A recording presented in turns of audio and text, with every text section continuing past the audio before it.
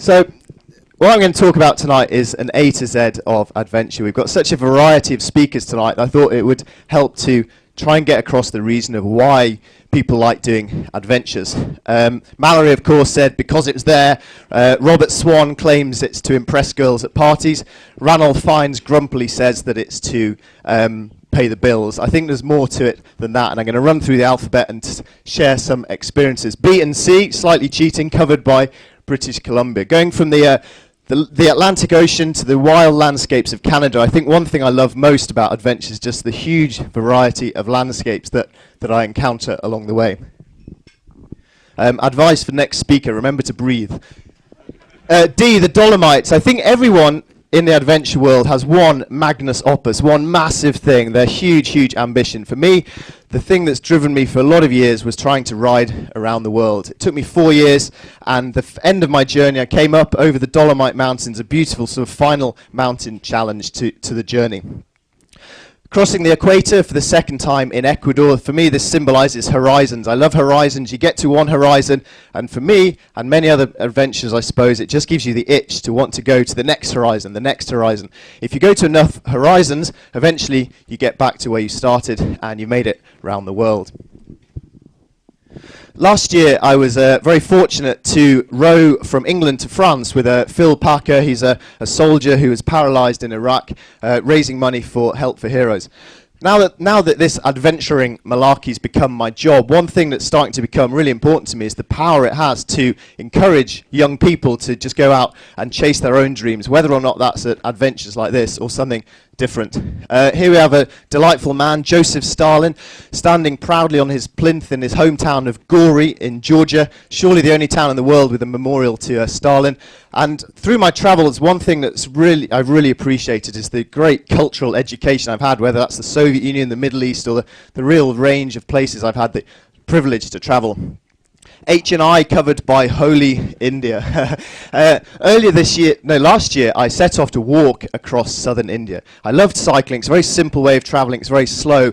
But if you extrapolate that further, then to really get some simplicity in your life, the best thing you can possibly be doing is to be walking. Cut everything down, go slow, go simple. I really enjoy that. On the other side of the calm simplicity, though, I think for some of our speakers tonight, you'll see a bit of a craving for risk, for adrenaline, for some slightly stupid, childlike behavior, and just this feeling of chasing the excitement wherever it may be. This is in Wadi Rum in Jordan. And relax. Sitting by Lake Issyk in Kyrgyzstan, trying to come up with ideas for my first book. One of my original reasons I wanted to be an adventurer was because actually I wanted to be a writer. I didn't have the imagination to write fiction, so I thought I'd better set off and find the adventures for myself that I was going to then write down. Something that's really important to a lot of adventurers, except with the notable exception of one of our speakers tonight, Nick, is camping. I love camping. I love the freedom of it, the simplicity, the fact that for free you can wake up in some of the most stunning places in the world. Baalbek, the biggest Roman ruins in the world, and an awesome place to put up your tent for the night.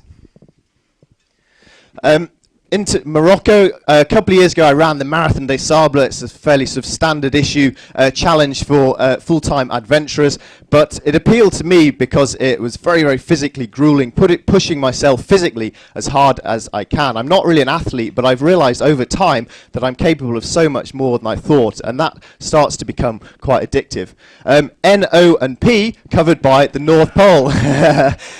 I've never been to the North Pole. This is a friend of mine, Ben, on his way towards the North Pole. Seeing a picture like this, somewhere I've never been, somewhere I'd love to go so much, just sets my ambition racing, and the sort of questing of wanting to go somewhere that I've never been, somewhere so few people have been privileged to stand.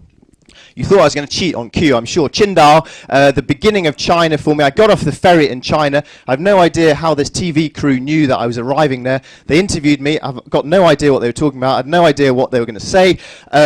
And I set off across China, and everyone had seen this interview, and I don't know what they said about me, but it got me lots of free noodles for the next few days. I was very, very happy about that.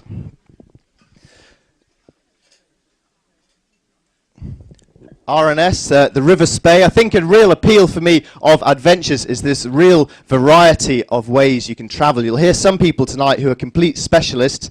Me, I'm a bit of a jack of all trades, and I love the fact that you can just head off on so many different means of transport. Last week I walked halfway across Scotland, jumped in these little blow-up rubber dinghy thingies and paddled on down the other side. TNU, Turkmenistan, crazy country. This is in the capital, Ashgabat. High up on the plinth in the middle is this big gold statue dedicated to their megalomaniac president. And not only that, it rotates to follow the sun through 24 hours. They only gave me a 5-day visa. I faked the dates in my visa to be allowed longer. A slightly stupid thing to do. It's quite nerve-wracking, but I love the challenge of just trying to get over obstacles along the way.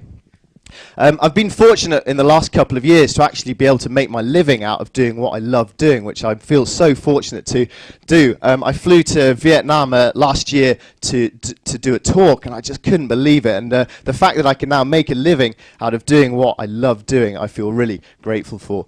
This picture is not in the Himalayas, it's not even in the Alps, it's only a few hours drive away from here. Up in the Lake District, Wasdale heads from Scarfell looking down into Wasdale. You don't need to go to the end of the world to have an adventure. You don't need to spend a fortune to have an adventure. Adventure's all around us. You've just got to get out there, do something you've never done, do something difficult, do something challenging, and you can have an adventure. Here's my happy birthday mum photo in Xinjiang, in the Taklamakan Desert, Western China. And one thing I think that just keeps me going, wanting to go more and more places, is just feeling so fortunate to be able to go to the world's wild places like this. To actually, in my head, to have memories of what Xinjiang is like. I feel really grateful to have experienced that. The Yukon, spontaneity is quite important to me on the trip, on my travels. I was cycling along, road blocked by forest fires, had to jump in a boat, set off down the river. I love the fact my life's not always routine. It gives me the chance to just follow my heart, do whatever I really feel like, and just try and adapt to whatever obstacles along the way and set off down the Yukon. Not only is this from Zimbabwe, it's also a zebra, so a very good way to end. But I'm going to end with Wally Herbert, probably Britain's most least renowned, underrated polar explorer. When asked why people travel, he says, what about those people who ask why? It's as well for them that there are those who feel the answer, who understand it, and who never need to ask. Thank you very much.